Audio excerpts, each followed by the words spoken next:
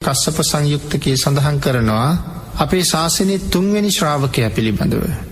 තුන්වෙනි ශ්‍රාවකයා තමයි මහා කාශ්‍යප මහ රහතන් වහන්සේ. ගිහි කාලේ කෝටිපති ව්‍යාපාරිකයෙක්, මහ ධනවතෙක්. නමුත් ඇති වුණා කලකිරීමක්. අන්න ඒ කලකිරීම නිසාම පැවිදි වෙන්න තීරණය කළා. මහ ලොකු දේවල් පිළිබඳව කලකිරුණ හැම නෙමෙයි. තමන්ගේ මේ කුඹුරු යායේ මැද්දෙන් ඇවිදගෙන යනකොට මිනිස්සු හානවා. අපි දැකලා තියෙනවා හානකොට තවත් මේ සත්තු, කපුටු, මයිනෝ, මේ ආදී පරවියෝ ආදී විවිධ සත්තු මේ හාන පිටිපස්සෙන් යනවා, කොක්කු වගේ සත්තු. ඇයි මේ පිටිපස්සෙන් යන්නේ? අර පස් ඇවිස්සෙනකොට පණුව වගේ සත්තු මතුවෙනවා. එතකොට මේ සත්තු පිටිපස්සෙන් ගිහිල්ලා අර සත්තු අල්ලගෙන කනවා. පිප්පලි කුමාරයා ඇහුවා අර සත්තු මොනවද අහුල කන්නේ? ඊට පස්සේ එතන ඉන්න අය සඳහන් කළා ස්වාමීනි මතුවෙන පණුව කන්නේ. දැන් ඒ පණුව කාපුවහම කාටද පව් සිද්ධ වෙන්නේ? මේ සත්තු පණුව කනවානේ. ඊට පස්සේ මේගොල්ලෝ සඳහන් කළා ස්වාමීනි මේ කුඹුරු වල අස්වැන්න, මේ අස්වැන්න ඔබටනේ. අස්වැන්න ඔබට නම් ඒ පවත් ඔබටම තමයි කියලා. ඒ නිසා ලොකු දුකක් සමග කලකිරීමක් ඇති වුණා. ගෙදර ගිහිල්ලා තමන්ගේ බිරිඳට කතා කරලා කිව්වා භද්‍රා මම යනවා පැවිදි වෙන්න. නමුත් ඔබ මගෙත් එක්ක විවාහ වෙලා එන දවසේ කොච්චර ධනය ගෙනාවද කියලා අහපුවාම භද්‍රා සඳහන් කළා ස්වාමීනි කරත්ත 55000ක පටවලා රත්තරන් අරගෙන ආවා. තව ප්‍රයෝජනෙට නම් ගත්තේ නැහැ කියලා.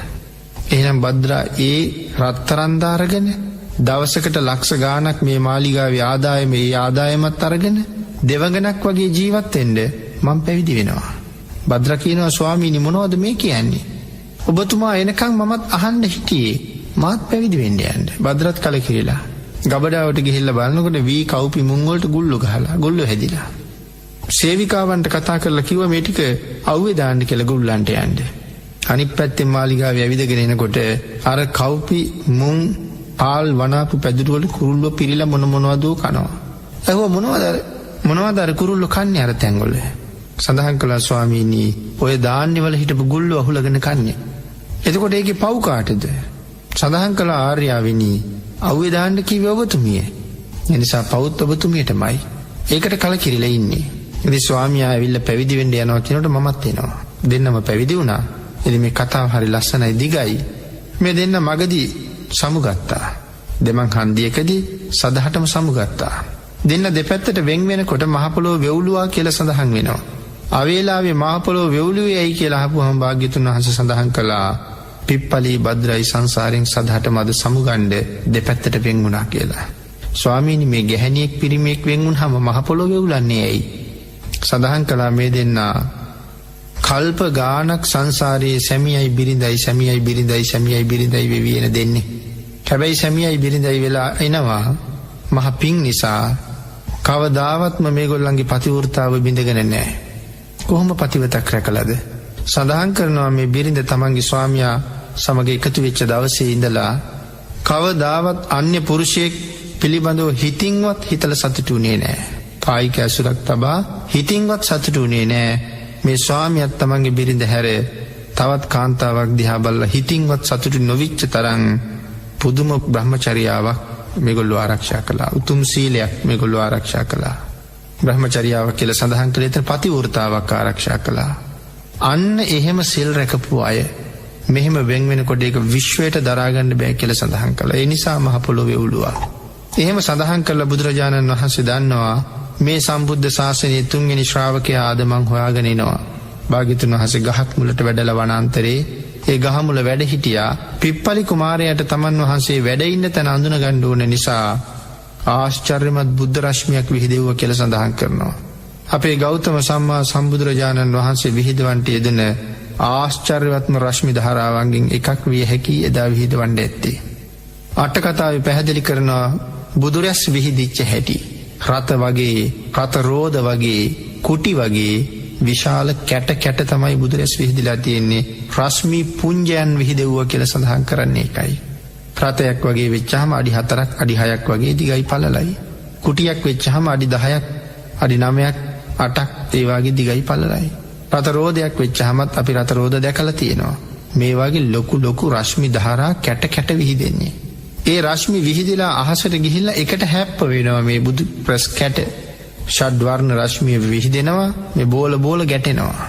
ගැටෙනකොට අර මල් වෙඩිල්ලක් පුපුරනවා වගේ ඉහිරෙනවා. ලොකු කෑලි ඉහිරෙනවා එව්වත් ආයි ගැටෙනවා එව්වත් ඉහිරෙනවා එව්වත් ගැටෙනවා එව්වත් ඉහිරෙනවා මල් වරුසාවක් වගේ මුළු අහසම ෂඩ්වර්ණ රශ්මියෙන් බැබලෙන්න පටන් ගන්නවා. මුළු වනාන්තරයටම එළිය වැටිලා මුළු අහසටම එළිය වැටිලා පිප්පලි කුමාරයා ඈතින් දැකලා මේ එළිය විහිදවන්නේ මගේ ශාස්ත්‍රුන් වහන්සේ විය හැකි. වනාන්තරයට ඇතුල් වෙලා බලහම ඈත නුග ගහක් ළඟින් විහිදෙන බව පේනවා. සඳහන් කරනවා එතන ඉඳලා නම් මුව මඩල බැලුවේ නැහැ කියලා.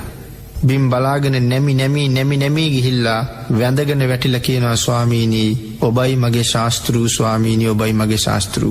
එහෙම සඳහන් කරාම බුදුරජාණන් වහන්සේ උත්තරයක් දෙනවා කාශ්‍යපය මම තමයි ඔබේ ශාස්ත්‍රු.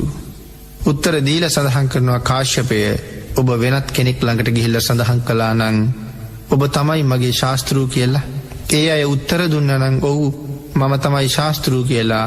ඒ උත්තරේ නිමා වෙනවත් සමග මේ පුජ්‍යලයාගේ හිස කඳින් ගැලවිලා බිම වැටෙනවා කියලා සඳහන් කරනවා. තල් ගහකින් ගෙඩියක් ගැලවෙනවා වගේ. කාශ්‍යප කුමාරයා ගිහි කාලේ ඒ තරම් ගුණවත් බුදුරජාණන් වහන්සේ හැර කාශ්‍යප කුමාරයාට මමයි ශාස්ත්‍රු කියලා කියන්න කෙනෙක් ලෝක ධාතුවේ නැති තරම්. ඒ නිසා දේශනා කරනවා බුදුරජාණන් වහන්සේම කාශ්‍යපය ඔබ මහා සාගරයේ ළඟට ගිහිල්ලා දන ගහලා කිව්වොත් මහා සාගරයේ ඔබ මගේ ශාස්ත්‍රු කියලා මහා සාගරයේ ඒක අනුමත කරනවා නම් ඇහි පිල්ලම් ගහන නිමේෂයෙන් සාගරයේ වේලෙනවා කියලා. මේ මහ පෘථුවියට දන ගහලා කාශ්‍යප කුමාරයා කිව්වොත් මහ පෘථුවිය ඔබ මගේ ශාස්ත්‍රු කියලා ඒ ගුණ කඳ දරන්න බැරුව මහ පොළොව වෙවුලනවා කියලා සඳහන් වෙනවා. යොදුන් 1,68,000ක් උස මහා මේරු පර්වත රාජයා ළඟට ගිහිල්ලා කාශ්‍යප කුමාරයා කිව්වොත් මහා මේරුව ඔබ මගේ ශාස්ත්‍රු කියලා සඳහන් කරනවා. අතට ගත්ත 10 මිටක් අත ඇතෑරියහම නැවත ඉහිරෙනවා වගේ මිට මොලවලා තියෙන 10 මිට මහා මේරු පර්වත රාජයාත් ඉහිරෙන්න පටන් ගන්නවා කාශ්‍යප කුමාරයාගේ ගුණය දරන්න බැරුව කියලා. එවන් මහ ගුණයක් කාශ්‍යප කුමාරයා සතුයි. බුදුරජාණන් වහන්සේ සඳහන් කරනවා කාශ්‍යපය ඔබ වාගේ ගුණවතුන් කෝටියක් ප්‍රකෝටියක් මගේ ළඟට ඇවිල්ලා රැස් වෙලා කිව්වොත් ස්වාමීනි ඔබ අපේ ශාස්ත්‍රු කියලා. බුදුරජාණන් වහන්සේ සඳහන් කරනවා කාශ්‍යපය දෙපාරක් හිතන්නේ නැතුව මං උත්තර දෙනවා ඔව් කාශ්‍යපය මම තමයි ඔබලාගේ ශාස්ත්‍රු කියලා. සඳහන් කරනවා කාශ්‍යපය මුලින් සඳහන් කළේ ඔබේ ගුණවල මේ පෘථුවියට සාගරයට මහමේරුවට ගුණය දරන්න බැරි හැටි. ඔබ වගේ ගුණවතුන් ලක්ෂයක් කෝටියක් ප්‍රකෝටියක් මගේ ළඟ සඳහන් කරාම මම ශාස්ත්‍රු කියලා කියනවා. ඔබලාගේ ගුණයට මේ සම්මා සම්බුද්ධ ශරීරයේ එක රෝම කූපයක් හොලවන්න බෑ කියලා දේශනා කරනවා. පාංශුකූල චීවරයේ පෙන්නලා භාග්‍යතුන් වහන්සේ දේශනා කරනවා කාශ්‍යපය ඔබලාගේ ගුණයට මේ පාංශුකූල චීවරයේ කොනවත් හොල්ලන්න බෑ කියලා.